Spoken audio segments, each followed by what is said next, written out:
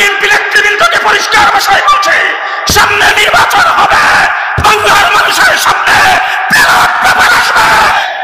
যারা বিএনপিকে 16 বছর রাষ্ট্রপতি দ্বারা যেতে বিডিআর হত্যা করে হত্যা চালিয়েছে, হেফাজতের উপরে শাপলা চত্বরে করে হত্যা চালিয়েছে, 21 সালে আমাদের ভাইদেরকে নির্বিচারে গুলি করে হত্যা করেছে, হাজার হাজার আলেমদেরকে জেলে পুড়ে বন্দী করে নির্যাতন করেছে, জুলাই বিপ্লবে আমাদের সন্তানদের উপরে যারা গণহত্যা চালিয়েছে তাদেরকে ফাঁসিতে না ঝুলিয়ে রাজনীতি করার অধিকার দেওয়া যাবে না। হেফাজত ইসলাম বাংলাদেশ নারায়ণগঞ্জ জেলা কর্তৃক আয়োজিত আজকের এই দোয়া ও ইফতার মাহফিলের সম্মানিত প্রধান অতিথি, বিশেষ করে বাংলাদেশ জাতীয়তাবাদী দলের নারায়ণগঞ্জ জেলা আহ্বায়ক জনাব মান্যবর অধ্যাপক মামুন মাহমুদ সাহেব এবং মহানগরী আহ্বায়ক জনাব অ্যাডভোকেট সাখাওয়াত হোসেন খান সাহেব, তারুণ্যের অহংকার জনাব বিএনপির যুগ্ম আহ্বায়ক জনাব আশিকুল ইসলাম মাসুকুল ইসলাম রাজীব ভাই রয়েছে অন্যান্য দলের, আমরা কি হেফাজত ইসলামের বাইরে? কেউ কি অস্বীকার করতে পারবেন আপনারা? আমরাও হেফাজত ইসলামের অংশের। কাজেই আমরা চাই যে হেফাজত ইসলাম তার স্বতন্ত্র ধারা বজায় রেখে ইসলামের ঝান্ডাটা তুলে ধরুক, এটাই আমরা আশা করি। আমাদের অনেক দল আছে যারা ধর্মভিত্তিক রাজনীতি করে, কিন্তু তাদের উপরে সর্বস্তরের মুসলমানদের কিন্তু আস্থা বিশ্বাস সৃষ্টি হয় নাই।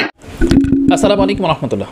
হেফাজত ইসলাম আবারও ফাঁদে পড়েছে এবং নীতি নৈতিকতাকে বিসর্জন দিয়ে, ধর্মীয় অনুভূতিকে বিসর্জন দিয়ে আজকে আবারও সেই ফাঁদের পাইতে পা দিয়েছে। সম্মানিত ভিউয়ার্স, আজকের বিস্তারিত আলোচনা করবো এবং হেফাজত ইসলাম যে পা দিয়েছেন তাতে করে জামাত ইসলাম যথেষ্ট পরিমাণে ক্ষতিগ্রস্ত হচ্ছে, জামাত ইসলাম ব্যাপক মার খাচ্ছে এবং এই মার খাওয়ার মূল একটি কারণ হচ্ছে হেফাজত ইসলাম। যারা ইসলামের জন্য হেফাজতকারী হয়েছেন, হেফাজত করবেন, তারা আজকে জামাত ইসলামের বিরোধিতা শুরু করেছেন, কোরআন সুন্নাহর বিরোধী, তাদের সাথে যোগ দিচ্ছেন।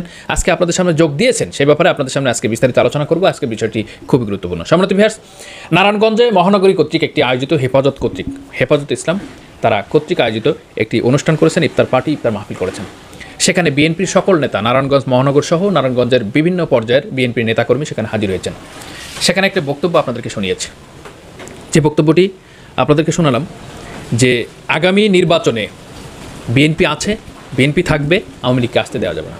বিগত 16 বছর ধরে বিএনপি এবং হেফাজত ইসলাম জুলাই অভ্যুত্থানের গণ অভ্যুত্থানের যত সন্তানদের হত্যা করা হয়েছে, গুলি করা হয়েছে, পঙ্গুবরণ করা হয়েছে, এই বিষয়গুলো তারা তুলে ধরেছে। কিন্তু জামাত ইসলামের 11 জন শীর্ষ নেতাকে খুন করা হয়েছে বিচারিক হত্যাকাণ্ডের নামে, বিচারিক প্রহসনের মাধ্যমে তাদেরকে খুন করা হয়েছে, এই বিষয়ে তারা তুলে ধরে নাই। সুতরাং এই বিএনপিকে শুধুমাত্র কথা বলেছেন বিএনপিকে নিয়ে এবং হেফাজতের কিছু নেতৃবৃন্দকে নিয়ে, হেফাজতের কিছু কর্মকাণ্ডকে নিয়ে এবং জুলাই অভ্যুত্থানের 24-এর গণ আন্দোলন, গণ অভ্যুত্থানকে নিয়ে কথা বলেছেন। কিন্তু বিগত 17 বছর ধরে জামাত ইসলামী যে মার খেয়েছেন, গুম হয়েছেন, গুলি করে ক্রসফায়ার করে হত্যা করা হয়েছে, তারপরে তাদেরকে ফাঁসিতে ঝোলানো হয়েছে, বিচারিক প্রহসনের মাধ্যমে মিথ্যা খুন করা হয়েছে মিথ্যাভাবে, এই কথাগুলো হেফাজতের একটি নেতা, একটি কর্মী, একটি বক্তাও বলে নাই। সুতরাং হেফাজত ইসলাম, যারা ইসলামকে হেফাজত করবে, তারা ইসলামের অবমাননা করছে। আজকে বিএনপির সাথে জোট বেঁধেছে। বিএনপির নেতা তিনি বলছেন কি, হেফাজত ইসলাম ইসলামের ধারক বাহক এদেশের, কিন্তু অন্য যারা দল আছে, মত আছে, ইসলামিক ধর্মভিত্তিক দল আছে, ইসলামী রাজনীতি করে যারা, তারা কিন্তু মানুষের আস্থা অর্জন করতে পারে নাই। আপনারা ভিডিওর আগে শুনেছেন, দেখেছেন যে তারা কিন্তু মানুষের আস্থা অর্জন করতে পারে নাই। আজকে আমরা যে বক্তব্যগুলো শুনলাম, হারুনা রশিদ কি বলেছেন, এই ধর্ম নিয়ে রাজনীতি চলবে না। বিএনপি নেতা কি বলেছেন, কোরআন একটি ভাওতাবাজি। তারপর কি বলেছেন, তারেক রহমান একটা আউলিয়া। তারপরে কি বলেছেন, কোরআনে রাজনীতি বলে কোনো শব্দ নেই, কোরআনে কোনো রাজনীতির কথাই নেই। আর তারপরে কি বলেছেন, বরগুনার এক নেতা কি বলেছেন, বিএনপি নেতা, সে বলেছেন যে আপনারা দল করবেন ভালো কথা, ধর্ম নিয়ে রাজনীতি করা যাবে না। এখন বলেন, Islam is the complete code of life. ইসলাম যদি পরিপূর্ণ জীবন ব্যবস্থা হয়, তাহলে পরিপূর্ণ জীবন ব্যবস্থার বাইরে কি রাজনীতি, অর্থনীতি, সমাজনীতি, পররাষ্ট্রনীতি, এগুলো কি বাইরে? ইসলাম যদি হয় কমপ্লিট কোড অফ লাইফ, পরিপূর্ণ জীবন ব্যবস্থা, যদি পরিপূর্ণ জীবন ব্যবস্থা হয়, তাহলে এই পরিপূর্ণ জীবন ব্যবস্থার বাইরে কি রাজনীতি থাকবে না? পরিপূর্ণতা আনতে গেলে রাজনীতি করতে হবে, ইসলামের মধ্যে রাজনীতি আছে, এটাকে আমরা কি বলে মেনে নেব? রসুল তো রাষ্ট্র চালিয়েছেন, সেখানে তিনি মন্ত্রিত্ব পরিষদ চালিয়েছেন, তিনি সভাপতিত্ব করেছেন, প্রেসিডেন্ট ছিলেন, তিনি গোটা জগতের রাষ্ট্রনায়ক ছিলেন। তাহলে রসুলকে রাজনীতি শিখিয়ে যাননি? আমরা যদি ধরেই নেই ডান এবং বাম দুইটা পন্থী, ডানপন্থী আল্লাহ এবং আল্লাহ রসুলের অনুসারী, বামপন্থী তারা নাস্তিক, মোরতাদ, তারা ইহুদি পর্যায়ে, তারা বিভিন্ন ধর্মের বামপন্থী, ধর্মনিরপেক্ষ বলে যেটা, কিন্তু আমরা যেটা বলি, যদি ডানপন্থী মানুষের রাজনীতি করতে হয়, আজকে ইসলামিক রাজনীতি করতে হবে। আপনি হ্যাঁ জামাত ইসলামীকে বাদ দিতে পারেন, খেলাফতে আন্দোলন করতে পারেন, খেলাফতে মজলিস করতে পারেন, চরমনা ইসলামী আন্দোলন করতে পারেন, কোনো আপত্তি নাই। জামাত ইসলামী করতে হবে এটা আমার কোনো বিষয় না, বা আমার মতের বাইরে যাবেন এটা আমি যে খারাপ বলবো সেটা না। হেফাজতে ইসলাম 2013 সালের পরে 2014, 15, 16, 17, 20, 21, 22 এভাবে প্রত্যেকটা সময় তাদের নেতাকর্মীদের, মামুনুল হকের সহ বিভিন্ন সময় তাদেরকে ধরা হলো। এই যে জোনায়েদ আল হাবিব সহ, আল্লামা জোনায়েদ বাবুনগরী সহ সকলকে যখন ধরা হলো, তারা কিভাবে স্বরাষ্ট্র মন্ত্রণালয় গেরাও, কিভাবে গোপন বৈঠক করলো, তাদের নেতাকর্মীকে ছেড়ে দিতে হবে, তারা জীবনেও রাজনীতি, তারা তাদের কাছে ওয়াদা করেছেন, মুসলিকা দিতে চেয়েছেন যে আমরা এটা রাজনীতি করব না। সেই হেফাজত ইসলাম সামান্য কয়েক মাসের ব্যবধানে তাদের মুনাফিকি রূপ আমরা পেয়েছি।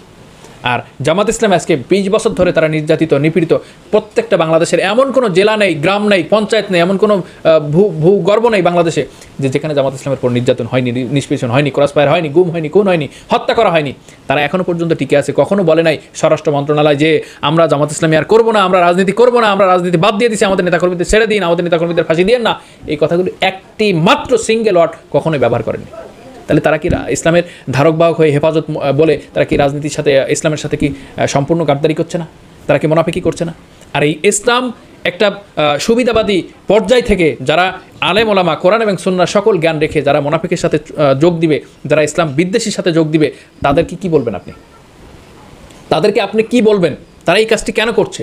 আর এই কাজটি করা মানে মনে করছে যে হেফাজতের ইসলাম শুধু ইসলাম, আর জামাত ইসলামের ইসলাম ইসলাম না।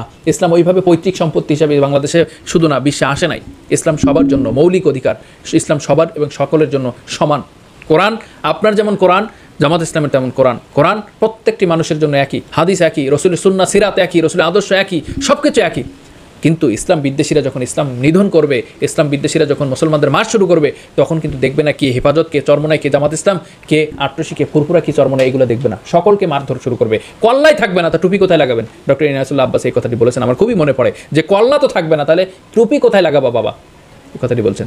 জেপি রাজনীতি করে না, সকলকে এক হতে হবে। যে রাজনীতি করে, যে আলেম, যে রাজনীতি করে না, সকলকে এক হয়ে এক প্ল্যাটফর্মে কাজ করতে হবে। আজকে হেফাজত কেন ভেঙে বিএনপির সাথে জোট বাঁধতে গেছে? বিএনপির আয়োজন করছে, বিএনপিকে নিয়ে বিএনপির প্রধান অতিথি বানিয়ে তারা এই কাজগুলো করছে। বিএনপির কি ধর্মভিত্তিক কোনো রাজনীতি দল? বিএনপি কি ইসলামপন্থী কোনো রাজনীতি দল? ইসলামকে মানে? ইসলামকে মানলে তারা কি টেন্ডারবাজি, চাঁদাবাজি, খুন খারাপি, দুর্নীতি, লুটপাট, এই 5 তারিখের পর থেকে তারা 45 জন নেতা কর্মী নিজেদের দলের লোক মারেছেন। আজকে তাদের সাথে আতাত করেছেন, তাদের সাথে কথা বলছেন, নেগোসিয়েশন করছেন, ভাগাভাগি করছেন, বন্টন করছেন, আর তারা সামনে এসে বলছে হেফাজত ইসলাম আসলে ধর্ম রাজনীতি করে না, এরা সঠিক পথে আছে। আরে ভাই, রসুল সাল্লাল্লাহু আলাইহি ওয়াসাল্লাম যখন গোপনের কোরআনের দাওয়াত দিতেন তখন তার মার খেতে হয়নি, কিন্তু রসুল যখন প্রকাশ্য দাওয়াত দিতে গেছে তখন তাকে মার খেতে হয়েছে, জুলুম হয়েছে, জেল কাটতে হয়েছে, না খেয়ে থাকতে হয়েছে, হিজরত করতে হয়েছে, এবং পাথর খেতে হয়েছে, জীবন নাশের হুমকিতে পড়েছেন রসুল সাল্লাল্লাহু আলাইহি ওয়াসাল্লাম। আর আপনারা সেই রসুলের আদর্শকে ভুলে গিয়ে হেফাজত ইসলাম নাম দিয়ে আজকে যে কাজটি করেছেন, দেখছেন এটা মানুষের সাথে বেঈমানি, মুনাফিকি এবং ইসলামের সাথে প্রকাশ্য যুদ্ধ ঘোষণা করেছেন। আল্লাহ এবং আল্লাহ রসুলের সাথে প্রকাশ্য যুদ্ধ ঘোষণা করেছেন। এটা বাস্তবতা হলে হবে, না হলে হবে। আপনি মানেন আর না মানেন, এটা মানুষের এই কাছে এমন একটি অবস্থায়, এমন একটি পরিস্থিতি, এমন একটি আলোচনার ঝড় এখন বাংলাদেশে উঠেছে। সম্মানিত ভিউয়ার্স, আজকের ভিডিওটি আপনাদেরকে দেখালাম, ছোট্ট একটি ভিডিও আপনাদের কাছে বললাম। ভিডিওটি অবশ্যই কেমন হয়েছে এবং কী বিস্তারিত আদ্যপান্ত বিষয়, আপনাদের যুক্তিযুক্ত বিষয় আমাদের কমেন্ট বক্সে জানিয়ে দেবেন। দেখা হবে আগামী ভিডিওতে। আসসালামু আলাইকুম ওয়া রাহমাতুল্লাহি ওয়া বারাকাতুহু।